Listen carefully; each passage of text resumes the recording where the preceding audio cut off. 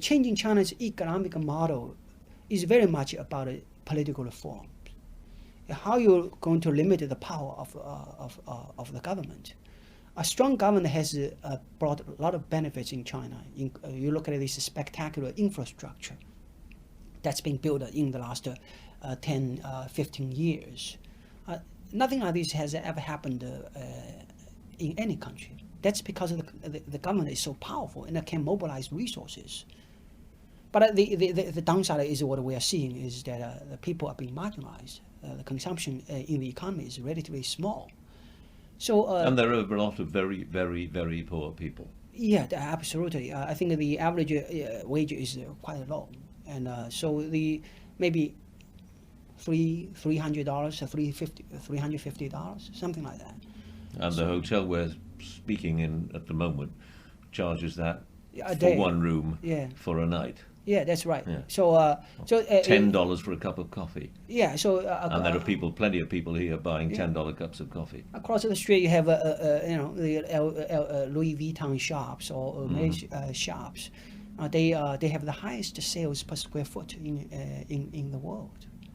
So that's kind of what the economic model generates. I think that the Communist Party is worried about social stability, and in particular, inflation is happening. We see prices are really going up, and so many food items have increased at a double-digit rate.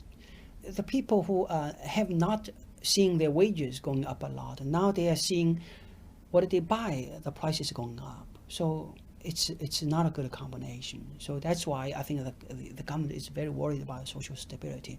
They know what we are seeing now is not just a cyclical issue. It's related to the economic structure. And the problem is that relative poverty is more dangerous than absolute poverty, isn't it? Because people who've been used to being poor for generations, centuries, are one thing. People who see other people getting very rich, they're something else again. They're more dangerous, aren't they? Well, I think that the inequality, just due to market competition, is a problem, but not such a big problem.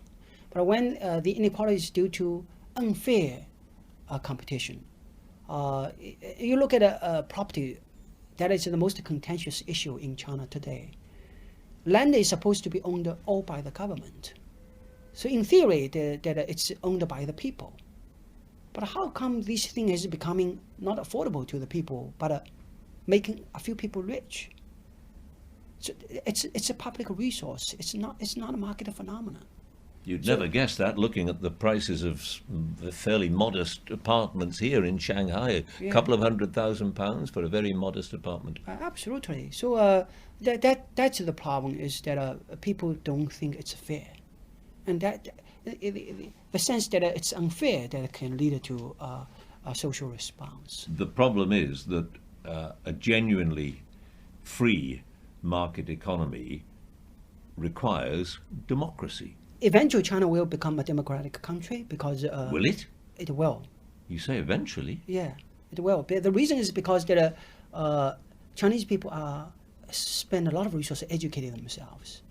And the college enrollment now is 30%, very high by international standards. And you look at how much people read. You know, it's a very literate country. So right now, people are fearful of plunging into this because they're used to. The Chinese people have this fundamental fear of chaos, and the government says that I'm powerful. That's your guarantee. Right, so that's sort of equilibrium it's been going on for a long time. But that is not sustainable, you believe?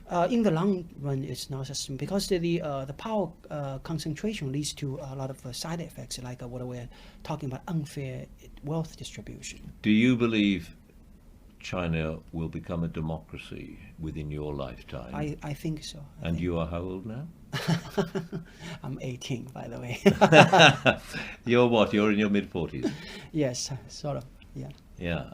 And you think that you will see a democracy? Right. That's right. I think so.